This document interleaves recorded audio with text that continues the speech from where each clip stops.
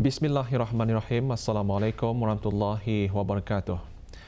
Yang Teramat Mulia Paduka Seri Pengiran Anak Puteri Haja Masna binti Almarhum Sultan Haji Omar Ali Saifuddin Sadul Khairuddin, Ambassador Large di Kementerian Hal Ehwal Luar Negeri berkenan berangkat menyempurnakan perasmian pameran fotografi Diplomatic Corps Brunei Darussalam from the eyes of foreign diplomats and their families.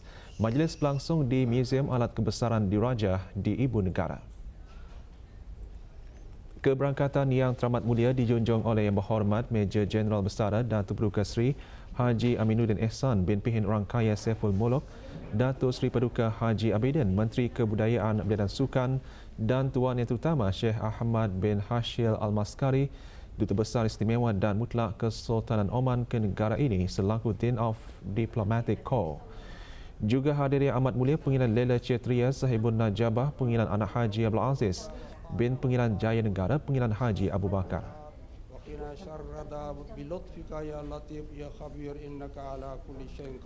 Majlis dimulakan dengan baca surah Al-Fatihah dan doa selamat yang dipimpin oleh Yang Dimuliakan Pihin Orang Kaya Paduka Setia Raja Datuk Paduka Seri Setia Haji Awang Suhaili bin Haji Muhyiddin.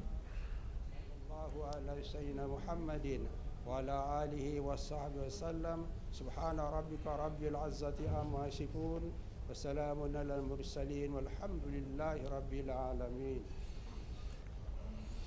Dalam sembah alu-aluannya, Tuan Yang Terutama Sheikh Ahmad menjelaskan pameran tersebut menjadi wadah bagi rakyat negara ini untuk melihat aspek keindahan Brunei dari pandangan diplomat asing. Jelasnya, pameran ini diinspirasikan dari pepatah yang berbunyi "A picture is worth more than 1,000 words", terutama dalam hubungan rangka kerja melibatkan pihak-pihak yang tidak mempunyai kebudayaan atau bahasa yang sama.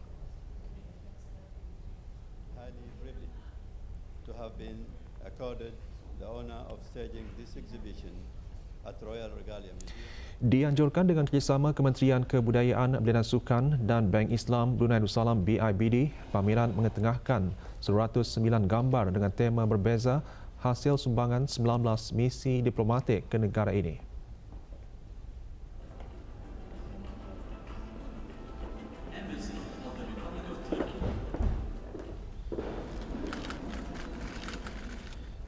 Yang Teramat Mulia seterusnya berkenan merasmikan pameran.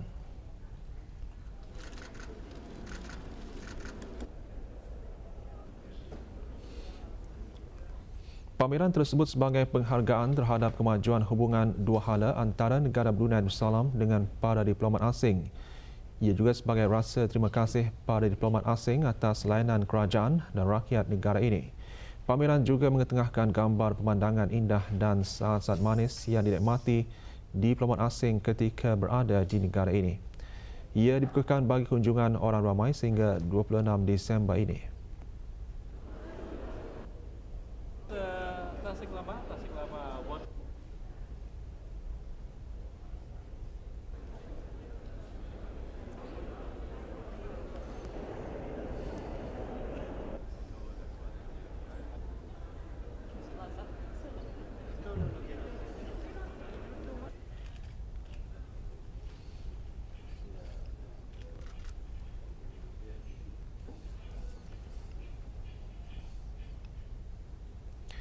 Pameran fotografi Diplomatic Corps mempamerkan ekspresi menarik yang diinspirasikan melalui cara diplomat asing dan ahli keluarga mereka melihat negara Brunei Darussalam.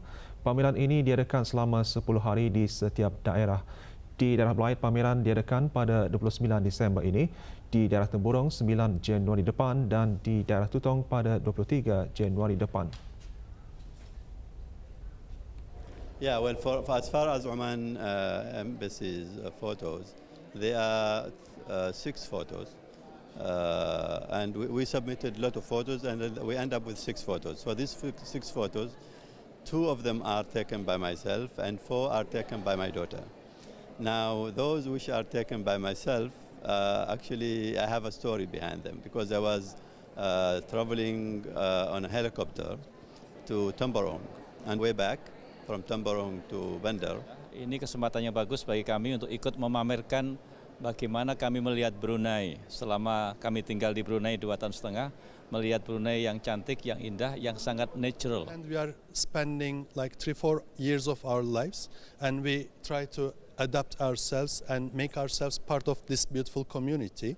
And maybe this is a return from our side in saying thank you to friendly and brotherly, sisterly Bruneian people to show them how we see Brunei.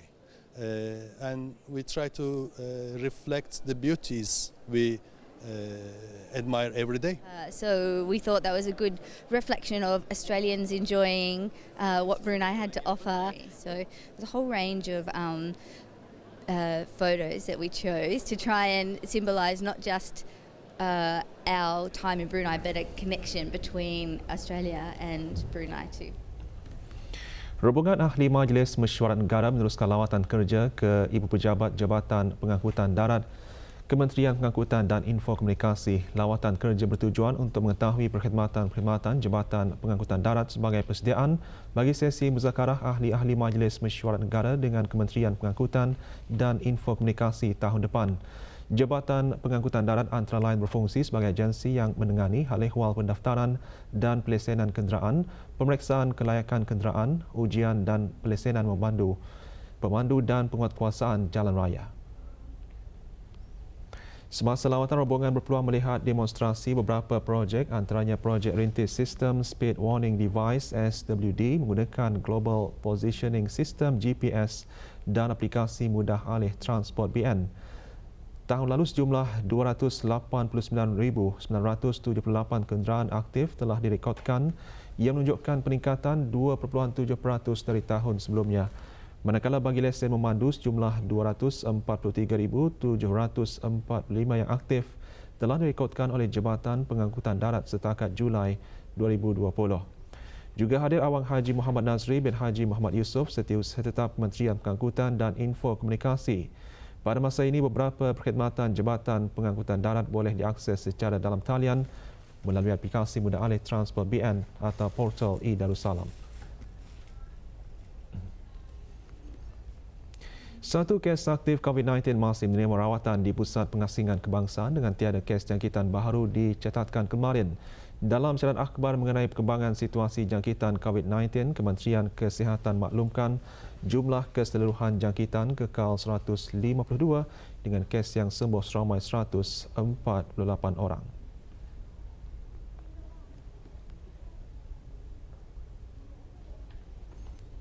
Kes terakhir jangkitan tempatan COVID-19 dilaporkan pada 6 Mei lalu, manakala jumlah kes import sejak kes jangkitan terakhir tempatan dilaporkan sebanyak 11 kes.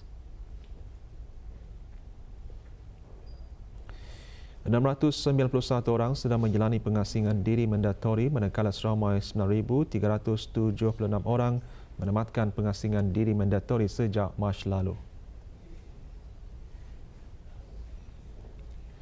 Sementara itu, 359 sampel ujian virus SARS-CoV-2 dilaksanakan, menjadikan jumlah keseluruhan ujian makmal yang dijalankan sejak Januari 2020 sebanyak 80,035 ujian.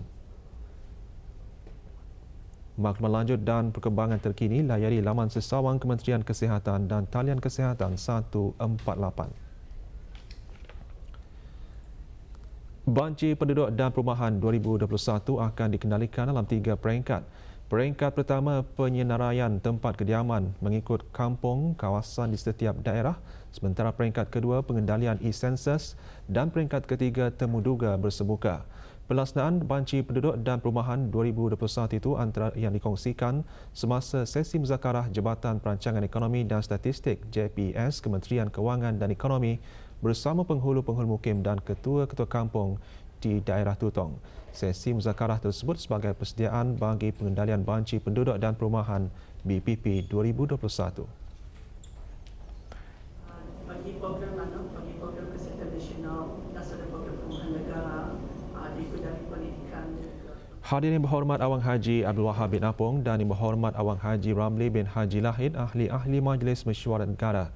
Banci Penduduk dan Perumahan 2021 merupakan banci ke-6 bagi negara Brunei Darussalam yang akan dikendalikan dalam 3 peringkat.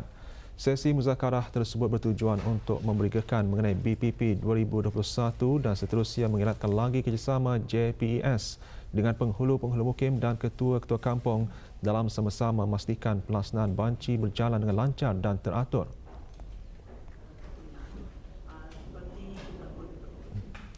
27 ahli Majlis Perundingan Kampung Puni Temburong mengadakan lawatan ke Taman Lebah Kelulut Mejawa yang diusahakan oleh Biro Ekonomi Majlis Perundingan Kampung MPK Jerudong sejak tahun 2014. Rombongan tersebut diketuai oleh Awang Asyawari bin Haji Abdul Rahman, pemangku Ketua Kampung Puni dan Batang Tuau. Kira-kira 100 lok madu dari pelbagai jenis lebah kelulut seperti jenis Itama, Tuma dan SP terdapat di taman ini dan kira-kira RM6,000 dari 300 botol madu dihasilkan MPK Jerudong dalam tempoh 2 tahun kebelakangan. Semasa lawatan tersebut, rombongan juga berpeluang menyaksikan tunjuk cara mengelupis. Lawatan ini bukan sahaja mengeratkan silaturahim tetapi juga bertujuan bertukar-tukar pandangan dan fikiran mengenai aktiviti yang boleh meningkatkan perekonomian MPK. Dua buah syarikat masing-masing didenda kompaun RM200 dan seorang individu didenda kompaun RM100 kerana melakukan kesalahan di bawah Akta Kesalahan-Kesalahan Kecil.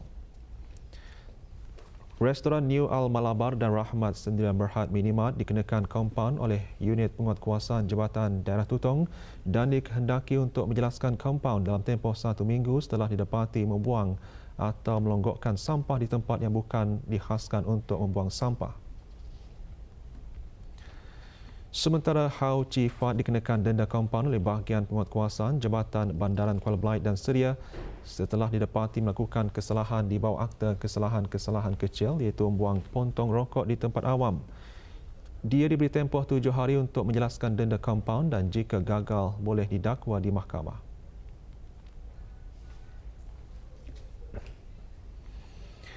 Sebahagian jalan di Bukit Sinador, Rancangan Perumahan Negara Mengkubau Mukim Mentiri ditutup sementara bermula hari ini, 17 Disember 2020 sehingga kerja selesai.